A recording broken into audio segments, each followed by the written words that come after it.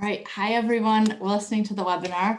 I'm Dr. Eva Wainio, and I have with me one of your colleagues, Marla. Aladdin should be joining us soon too, as well as Dr. Crystal is here with us.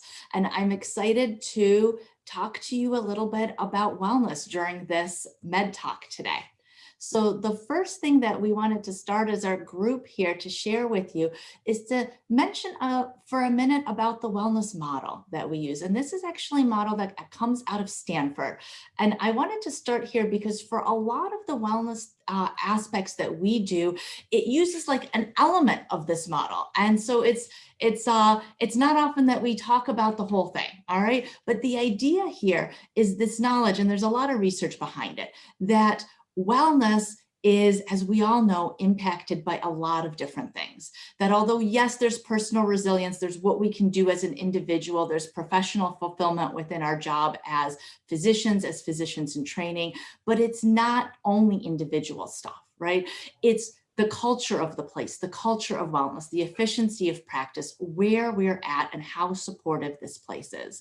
So just like on this picture, right? Although it's amazing that this little plant has taken root and is growing in the midst of such a harsh environment, you may wonder how well it could grow if it was someplace that was a little bit more conducive, right, to its growth and its wellness.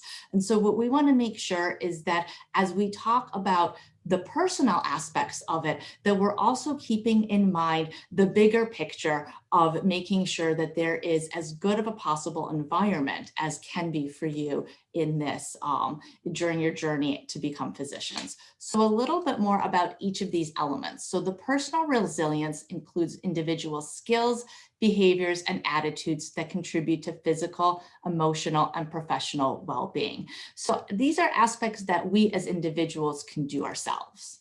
The culture of wellness then is the organizational values and actions that promote personal and professional growth, self-care, and compassion for ourselves, our colleagues, and ultimately the patients that you're going to be taking care of. Meanwhile, efficiency of practice has to do with workplace systems. What processes, practices are there in place that promote safety, promote quality, effectiveness, and positive interactions, as well as work-life integration? And we talk sometimes about work-life balance. I really like the word work-life integration because I think that that word balance gets us thinking like if we're contributing more to work, it's at the cost of the rest of life. And if we're doing something for the rest of life, it's at the cost of work. But I think there's ways to integrate it together, that it doesn't necessarily have to be that one takes a chunk out of the other. It can be a positive integration as well. And so with that idea in place, we wanted to share with you some of the resources in place at Wayne State for wellness, focusing on both prevention and treatment, both individual and systemic systems, as well as things that are formally in the curriculum and extra optional aspects. So a few of the systemic changes that I wanted to highlight, just so that you know what's been happening in the last few years, is first of all, we've got a health and wellness task force that has student members from every single group. And in fact, your student colleagues today are from this task force, because we want to make sure that the ideas that we have are definitely not only for students, but driven by students as well.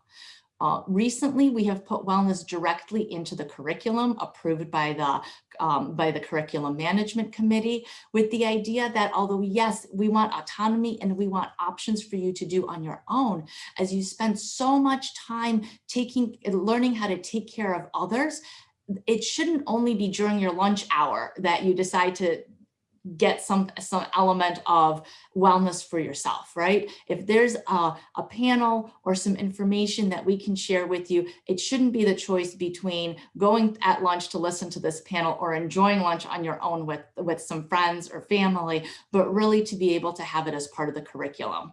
There's also optional evidence-based initiatives that we've picked based on your interest levels, as well as the research that demonstrates that they can be helpful for wellness.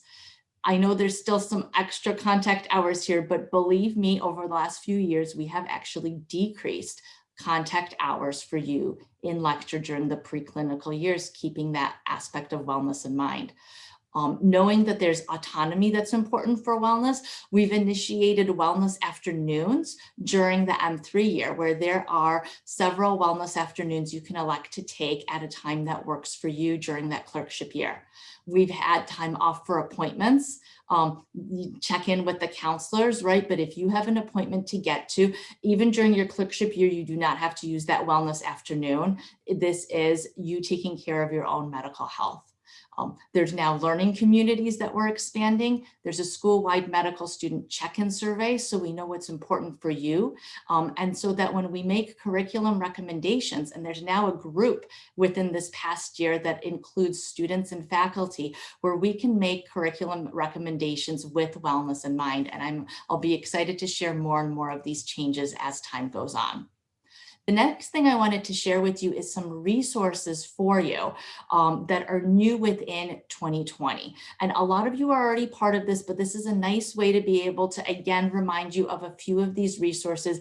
And if you're not part of it, to please go ahead and log in. We have partnered with a company called Circles of Support, which makes it so that these resources are available to every single student we have at Wayne State School of Medicine. And these early alert questions that are once a week, quick text message question that you get where you just respond with a number if you elect to, are entirely anonymous. We only get the aggregate responses of the entire student group. And then My MD2B is again new, and it sends an email to you a couple times a month that includes a little bit about what's it like as a medical student. It's combined with your own schedule, so it's elements in your year at your time that would be relevant for you. And then you can sign up any family and friends. So if you're kind of sick of answering some of those questions about what this all means and what in the world is step one, and what do you mean interview season lasts several months, and what exactly is the match, et cetera, this is a resource that can do it for you. And finally, for treatment. All right, I'm going to introduce Warrior Strong, which we've communicated before, but this again is so new this year, and this is offered through the Department of Psychiatry. It starts as a phone call, and it is a support line available 7 a.m., 7 p.m., 7 days a week. And the lovely thing about this is that it is a support line that can easily transition into treatment.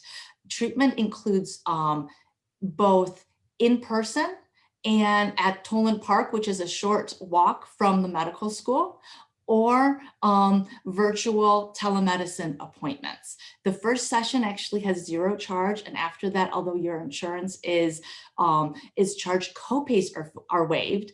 And if there's options for treatment that you would want to elect to take that insurance doesn't cover, there's options to work that out so that there is still no cost to you. So consider that. And with that part, I'm going to give the reins over to Dr. Crystal that can share some more treatment and support and services. Thank you, Dr. Renio, and welcome everyone. I hope you're staying safe and well. And I just wanted to kind of reiterate what Dr. Renio said and encourage all of you to reach out for help, especially during this kind of challenging time. So the Office of Student Affairs is running all times. And so if you ever need to get in touch with your counselor, you can call 313-577-1463 and we can get a message immediately. And I just wanted to let you know that, again, reach out to your class counselor for any resources that you may need regarding mental wellness, mental health, even if you need a physician referral, or if you were curious about like the early alert system that Dr. Renio mentioned, that has been just phenomenal for actually us counselors, because we can help reach out to you if you have any questions. So we can help also you find either on-campus referrals, we can give off-campus referrals, we can find specific, like if you have a specific health insurance or need any kind of like very specific type of, resource, we can help you find that. Also, we can help any Canadian students that might need some mental health resources. We can help with that as well. So if you do run into any roadblocks regarding any mental health issues, please, don't hesitate, reach back out to your class counselor. And if we give you a resource that doesn't work out, we'll be more than happy to help you find one that will. And that can include community or private. So please feel free. Our information is on the screen, but we really do care about you and your wellness, and we'll be supportive any way that we can possibly be. So thank you. And everybody just stay well, and we're available if you have questions. All right, so next I'm gonna give the reins to Marla, who will share with you a little bit about the Instagram that we have. Hi guys, so I'm Marla. I'm an M2 on the Health and Wellness Committee. And one way that we like to engage students in wellness is through Instagram, because we know that a lot of students are on Instagram. And so we created our own account so we can engage students while they're at home or virtually. So on our Instagram, here's a little shot of it. We do different challenges. This past month, we had a healthy eating challenge. So we had people submit photos of their healthy meals that they were cooking. And there's always a Whole Foods gift card that we award the winner at the end of the month. And this month we're doing how to, or what you're thankful for Thanksgiving. So it's just a great way to connect with your peers, see what your other friends are eating, if they're exercising. We also have our highlights. We have home workouts. We have mental health resources. We have workshops we've done in the past. So if you don't follow us already, definitely follow and check out the events that we do on Instagram.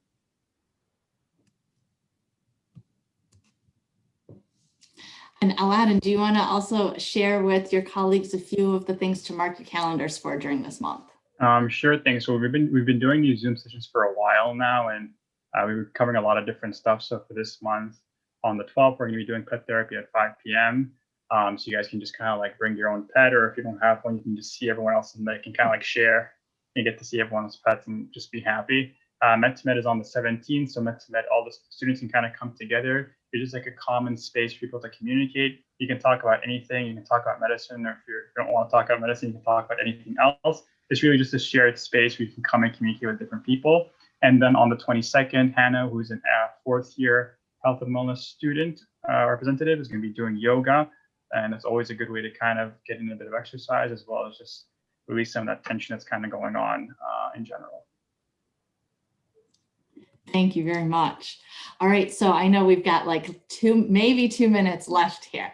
I wanted to share with you for a minute how you can get involved. All right, there's so many different ways, and I think the wellness aspects work because of how active our students are in some of the things that we offer. So signing up for some of these resources, attending the Zoom sessions, participating within our curriculum, but also being there for each other, right? Reaching out to your colleagues, communicating any ideas you have. We're such a large group, and we want to be able to use our numbers to be able to talk about some of those ideas and communication, and then filling out those surveys, because we really do care what you think, and we want to use those ideas to make things better. So to end with, all right, gather support as some of the ideas here. Take a minute to make some time for yourself. I think we should schedule it in sometimes, just like we do appointments. Being able to not delay going to the doctor yourselves, future doctors, right? Taking moments to celebrate your milestones, taking care of those basics, knowing yourself, what your colleagues suggest, maybe even what we're suggesting during some of these sessions like this. It might not be the best for you, all right? Know yourself, consider the impact that you have and you will continue to have in the future on your patients. I think that is huge. We're all gonna make an amazing difference. Taking care of each other and reaching out when you need help. And I have the early alert and Warrior Strong together on here again. So thank you very much. Take care, be well.